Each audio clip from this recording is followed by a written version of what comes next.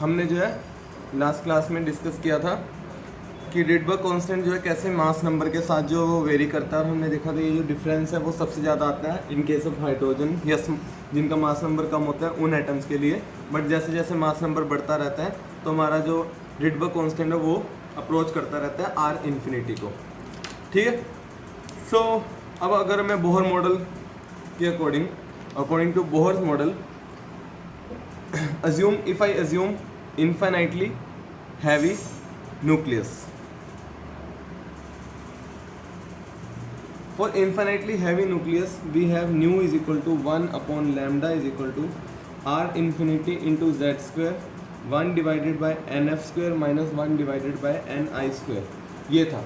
अब मैं जो है कंसीडर करूंगा finite mass of nucleus. When I consider the finite mass of nucleus, उस केस में जो न्यू है वो बन जाएगा 1 upon lambda is equal to R infinity will be replace by R M into Z square 1 upon N F square minus 1 upon N I square.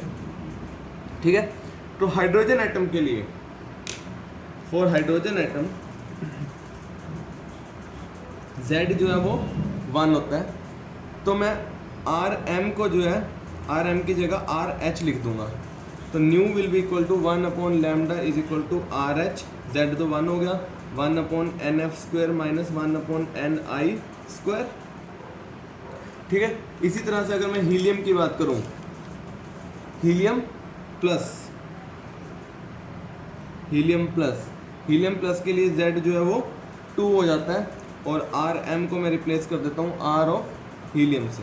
तो उस case में न्यू क्या बन जाएगा 1 upon lambda is equal to R helium 2 का square मतलब 4 H 1 by N F square minus 1 upon N I का square. इसी तरह से आप लिथियम के लिए लिख सकते हो या फिर बेरिलियम के लिए लिख सकते हो। ठीक है। Next is determination of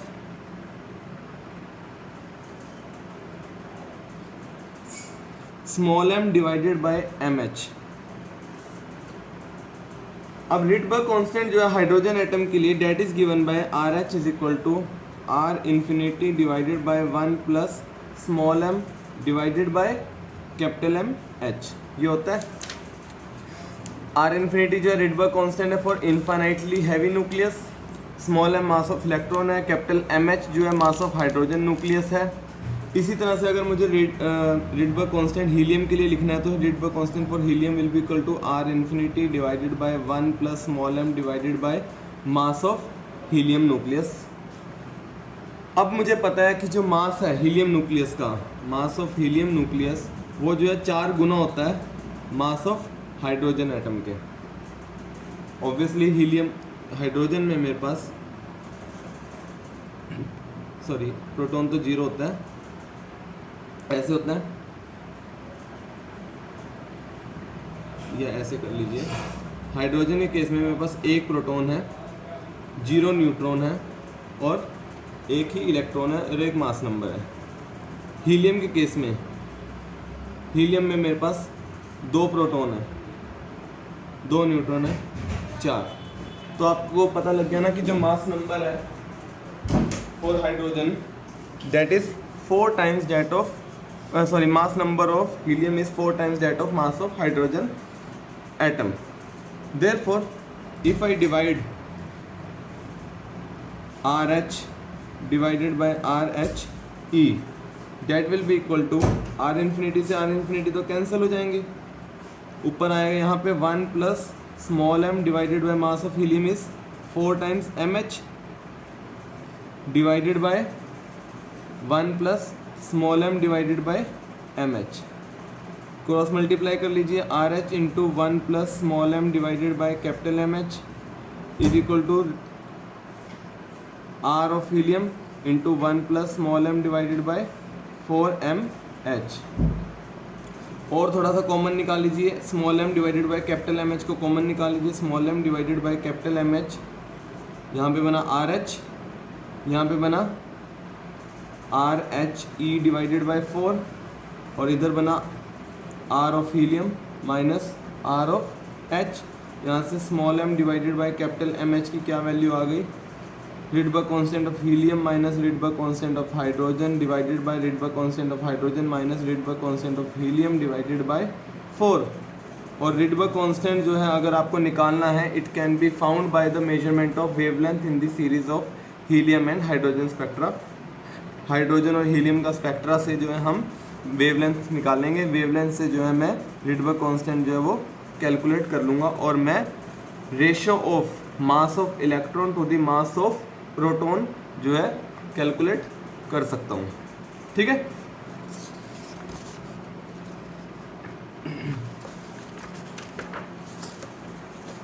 furthermore if let's say E by mh, जिसे हम स्पेसिफिक चार्ज बोलते हैं हाइड्रोजन आयन के लिए, या फिर charge required to liberate 1 gram equivalent of any substance, इसे हम फेरेडे कांस्टेंट भी बोलते हैं, ये निकालना हो तो E by mh can be calculated as, so इससे पहले मैं स्पेसिफिक चार्ज की बात करूंगा इलेक्ट्रॉन के, E by m can be written as E divided by mh divided by small m divided by capital mh। अब देखिए E by m is equal to this. अब मुझे पता है जो E by mh है, E by mh वो मैं कैलकुलेट कर लूँगा, that comes out to be 96500 coulomb per gram. Small m divided by capital mh मैंने बताया कि किस तरह से निकल सकता है, वो सपोज कर लीजिए मैंने कैलकुलेट कर लिया और वो आया 1 डिवाइडेड बाई 1836। ये दोनों वैल्यूज़ की हेल्प से मैं क्या कर सकता हूँ, स्पेसिफिक चार्ज जो है वो निकाल सकता हूँ इलेक्ट्रॉन का, that is E by m ratio निकाल सकता हूँ 96500 coulomb per gram divided by 1 divided bye 1836। और ये जो E by m की वैल्यू है वो आती है 1.77 इंटू 10⁻11 कूलम पर kg। ये जो है आपके पास अगर आपकी लैब चल रही होती तो आपके पास एक्सपेरिमेंट भी आता है जिसमें आपको E by m ratio calculate करनी होती, बट सिंस अब नहीं है तो लेट इट बी। बट ये E by m रेशियो जो है हर किसी स्टूडेंट को पता होनी चाहिए इलेक्ट्रॉन की क्या होती है, और ये जो है एक्सपेरिमेंटली हम जो है कैलकुलेट भी कर सकते हैं E by m रेशियो किसी भी केस में। नेक्स्ट इज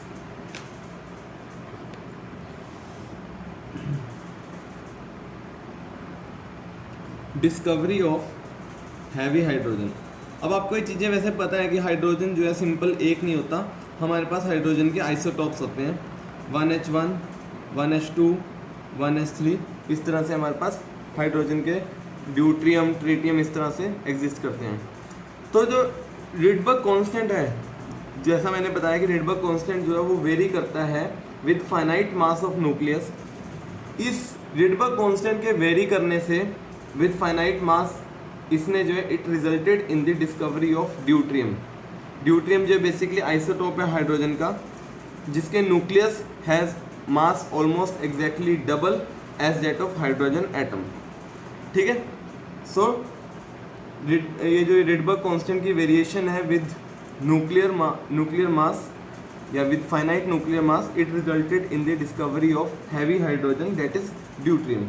तो मैं बात करूं अगर मैं हाइड्रोजन एटम के लिए लिखूं RH, that is R infinity divided by 1 plus small m divided by capital MH। इसकी वैल्यूज पुट करूं 109737 सेंटीमीटर इनवर्स, 1 प्लस ये वैल्यू होती है 1/1836। ये वैल्यू मैं कैलकुलेट करूंगा अगर if I calculate this value it comes out to be 109,678 centimetre inverse. और अगर मैं Rydberg कांस्टेंट ड्यूट्रियम के लिए निकालूं तो ये आएगा R infinity divided by 1 plus small m divided by capital M into D। It is 109,737 centimetre inverse 1 plus 1 upon, अब देखिए मास ऑफ ड्यूट्रियम जो है वो 2 गुना है as compare to that of hydrogen, तो ये बनेगा 2 इंटू 1836। और ये मैं कैलकुलेट करूँगा अगर तो it comes out to be equal to 109,707 centimetre inverse.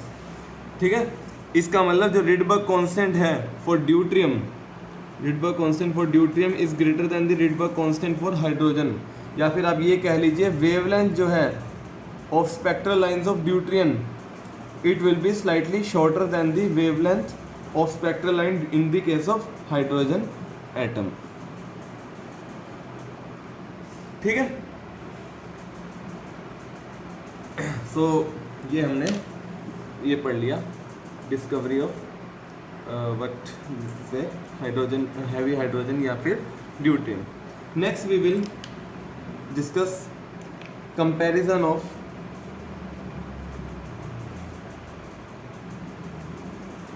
Hydrogen and helium का ion, not helium, helium ion spectra. अब हीलियम आयन क्यों लिया ये भी मैं आपको बताऊंगा. सो एक साइंटिस्ट था जिसका नाम था पिकरिंग. इन 1897 सेम ईयर जब जो है इलेक्ट्रॉन जो है डिस्कवर हुआ था, पिकरिंग ने जो है एक नई सीरीज जो है वो डिस्कवर की थी. एक स्टार था जिसका स्टार का नाम जो है वो था जीटा प्यूपिस स्टार का नाम था. और उसने जो है एक नई सीरीज जो है डिस्कवर की थी इस स्टार के अंदर, जो कि which was first attributed by Rydberg to some form of hydrogen since it could be represented by formula similar to Balmer's formula. तो रिडबर्ग ने क्या कहा, जो ये पिकरिंग ने जो सीरीज देखी थी, रिडबर्ग ने जो है उसको जो है पहले कंसीडर किया. क्यों कंसीडर किया? क्योंकि जो ये बोहर ने मॉडल दिया था या बाल्मर्स फॉर्मूला था उसके साथ वैसा ही फॉर्मूला से जो है ये सीरीज कैलकुलेट हो पा रही थी. ठीक है. उसके बाद जो है कुछ और एक्सपेरिमेंटलिस्ट थे जैसे इवांस, फॉलर एंड पास्चन. उन्होंने कहा कि this series arises due to this ionised helium. इसे बोलते हैं हम ionised helium. So let's start.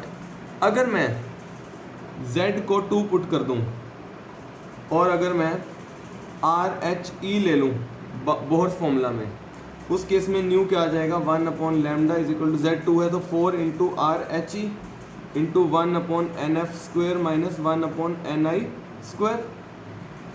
So each series arises from this set of transitions. आपको पता है. सो हम जो ट्रांजिशंस हैं वो कंसीडर कर लेता हूँ.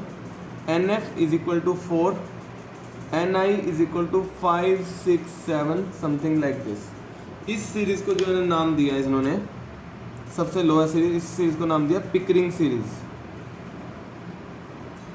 When NF is equal to 5, NI is equal to 6, 7, not 5, sorry, not 5. When NF is equal to 3 and NI is equal to 4, 5, 6, something like this. This series is known as Fowler series. ठीक है. Similarly,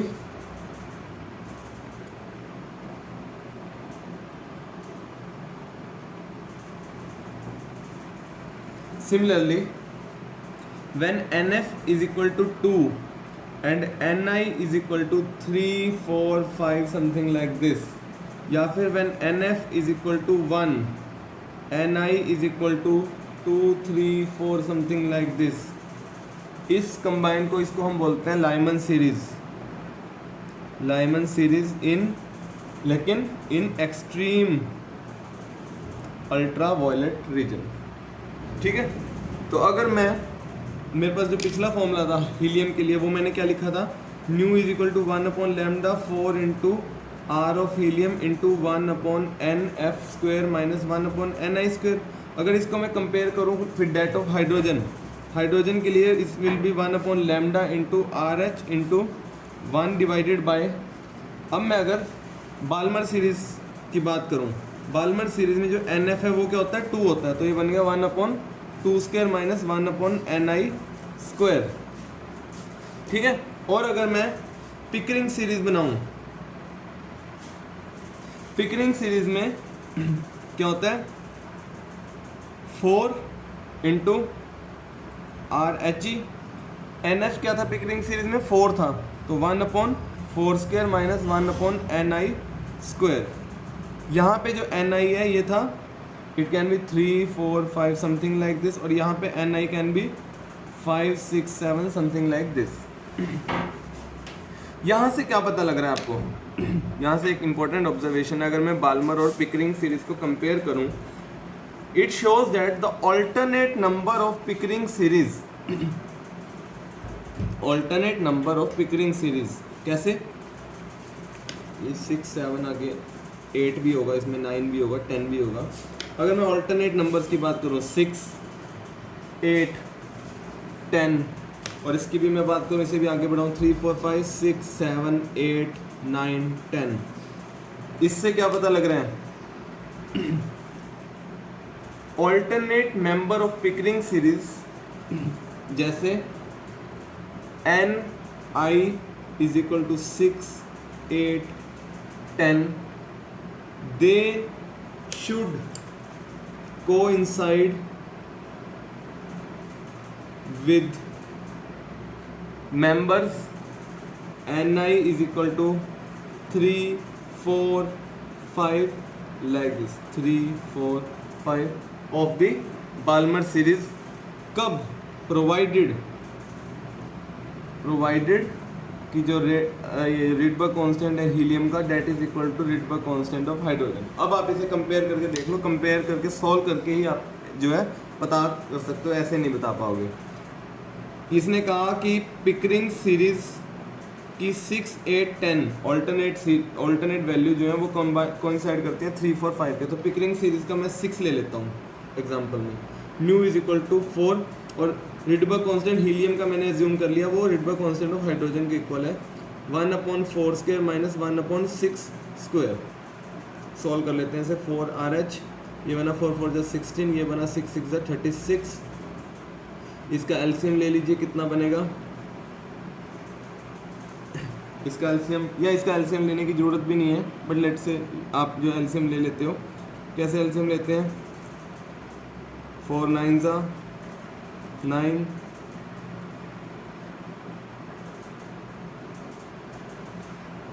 16 9 36,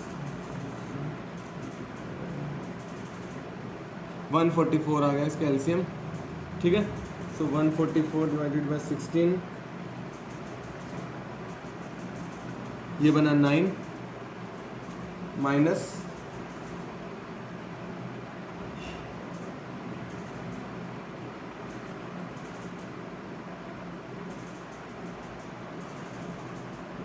और ये बना 4, और ये बना RH 9 minus 4 5 into 36। इसको मैंने कंपेयर करना है बाल्मर सीरीज का, when ni is equal to 3 compare कर लेते हैं। ये मैं किसी और कलर से लिख रहा हूँ बाल्मर सीरीज का, that is RH into 1/2 square, 2 square is 4 minus 1/3 square, 3 square is 9, that is RH 4 into 9 36, 9 minus 4, तो ये भी बना RH 5/36। तो इससे आपको क्या पता लग रहा है? हर ऑल्टरनेट सीरीज पिकरिंग सीरीज की, जैसे जिसमें ni जो है 6 8 10 ऐसे होता है, it coincides with the Balmer series having value small ni, that is 3 4 5 of the Balmer series, provided कि RH is equal to RH।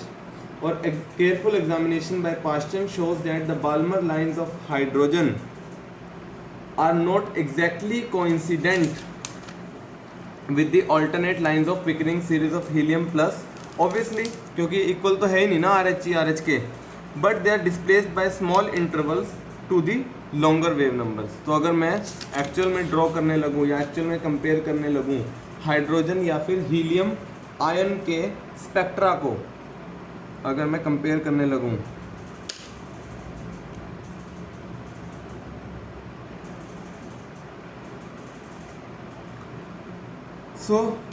उस केस में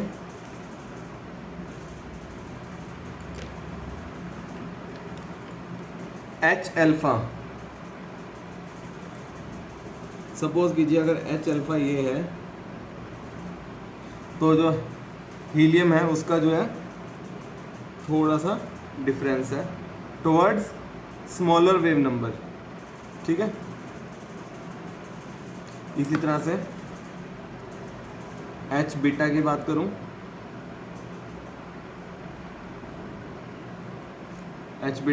करूं, जो हीलियम है, हीलियम आयन, उसके इसमें जो है देयर इज स्मॉल डिफरेंस, ठीक है। इस तरह से H गामा हो जाएगा,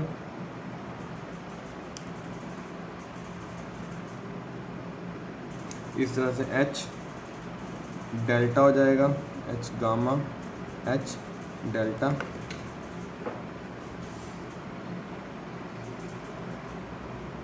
तो इस तरह से आपके पास there is small difference and जो ये हीलियम आयन की जो सीरीज है वो it is displaced by small interval to the lower wave number. Lower wave number बोल सकते हो या फिर लॉन्गर वेवलेंथ भी बोल सकते हो। और ये डिस्प्लेसमेंट क्यों आई है? This displacement is due to difference between R H and R H E due to the finite nuclear mass. अगर मैं न्यूक्लियर मास कंसीडर ना करता तब तो आर एच के इक्वल हो जाता और तब जो है मुझे सीरीज में इनमें कोई डिफरेंस नहीं दिखाई देता। बट सिंस इस आर एच ई और आर एच में डिफरेंस है, क्यों है? Because of finite nuclear mass. उस वजह से जो मेरी स्पेक्ट्रल लाइन सीरीज हैं of hydrogen and helium ion वो जो है मुझे अलग अलग दिखाई देती है। There is considerable difference.